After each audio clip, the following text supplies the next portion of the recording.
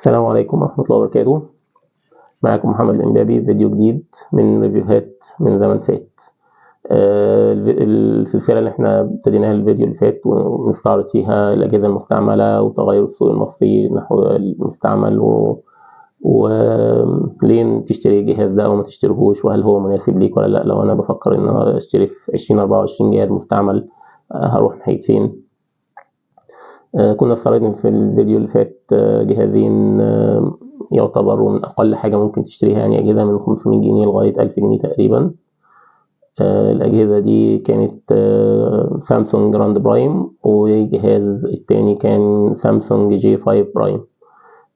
أجهزة ما كانش فيها أي مواصفات عالية، لكن كانت بتفي بالحد الأدنى اللي ممكن يبقى مناسب لنوع من الناس ممكن يكون استخدامه بسيط وعايز حاجة تكون جهاز ثانوي أو جهاز أساسي يكون فيه حاجات بسيطة جدا. النهاردة هنستعرض معاكم جهاز سامسونج A30، جهاز فئة متوسطة نازل من حوالي 4 سنين. إن شاء الله هنبص عليه ونشوف هل هو مناسب ليك لو أنت بتفكر تشتري الجهاز ده النهاردة. هل في مواصفات تناسبك أو لأ ما يناسبكش، وإيه السعر اللي ممكن تشتري بيه، وإيه السعر لو هو أعلى من كده ما تشتريهوش. نيجي بقى لفيديو استعراض الجهاز نفسه. سامسونج A30 جهاز نزل تقريبا من 4 سنين، منتشر جدا في السوق المصري. ممكن لو دورت عليه مستعمل هتلاقيه بأسعار معقولة جدا. الجهاز بيجي بشاشة 6.4 بوصة فول اتش دي 1080 بكسل. الشاشة سوبر أموليد، يعني شاشة سوبر أموليد من أحسن الشاشات اللي ممكن تلاقيها في موجودة في أجهزة سامسونج حصرا. الشاشة من شدة سطوعها يعني ما شاء الله ممكن تقلل الإضاءة عشان ما تأذيش عينك.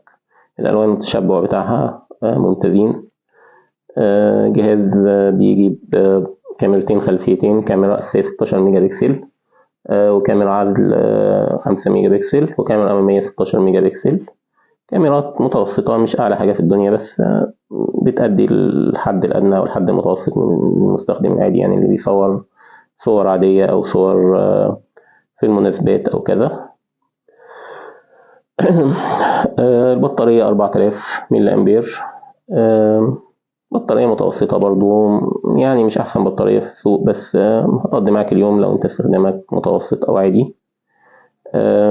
بالنسبة للذاكرة هو بيجي ب3 نسخ ذواكر، رام 3 و4، وذاكرة 32 و64. النسخة اللي موجودة واللي هي أكثر انتشار تقريبا ما شفتش غيرها في السوق المصري، يعني 464.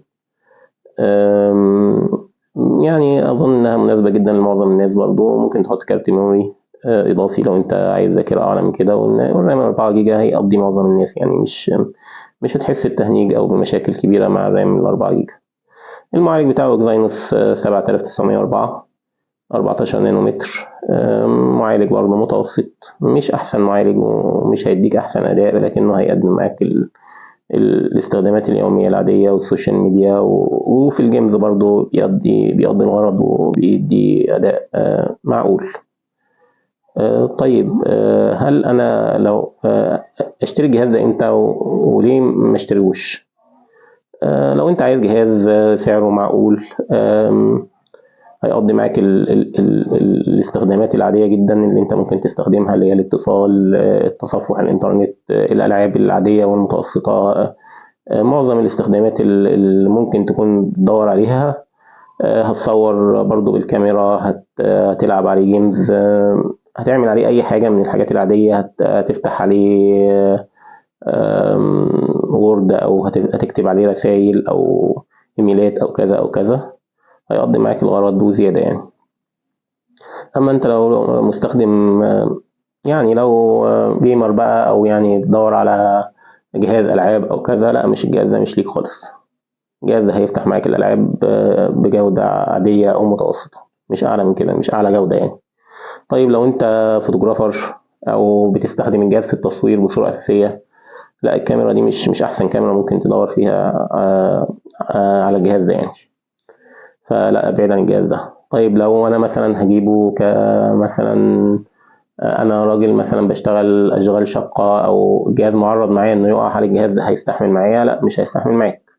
ولو هتجيبه برضه لطفلك او يعني لحد ممكن كثير الحركه وممكن يكسر الجهاز، ابعد عن الجهاز ده خالص، لان الجهاز بتاعته شاشته سوبر اموليد زي ما قلنا، وده عيب كبير قوي بالنسبه للنوع ده من الناس اللي هو ممكن يكسروا الشاشه بصوره كبيره، لان الشاشه بتاعته للاسف غاليه جدا يعني. الشاشه بتاعته تقريبا بثمن الجهاز مستعمل. طيب يعني انا لو بفكر اشتري الجهاز ده اشتريه منين وبكام؟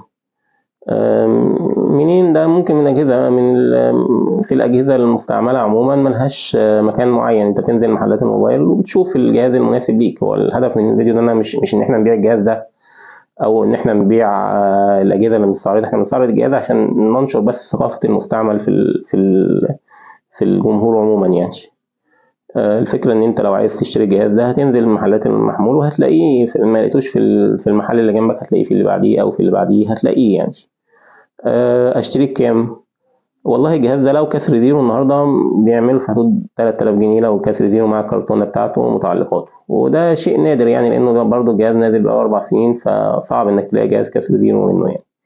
فإنما متوسط سعره بقى اللي هو الجهاز مثلا مستعمل مش متهان قوي، بس ممكن يكون مفتوح مغير حاجة أو يعني في خدوش بسيطة، زي الجهاز اللي في ايديا ده مثلا هتلاقيه بحدود 2000 ونص مثلا. الجهاز اللي في ايديا ده بالمناسبة عامل 2200، بس عشان الجهاز ده مغير شاشة جودتها زي الأصلية بالظبط، بس هي مش أصلية يعني. بس ده بشكل عام يعني. يعني لو حد حابب يعرف أي حاجة في التعليقات يكتب لنا تعليق وإن شاء الله نرد عليه. وإن شاء الله في الفيديوهات الجاية نستعرض موبايلات أكتر، ويعني إن شاء الله لو في أي استفسارات اسألونا. والسلام عليكم ورحمة الله وبركاته.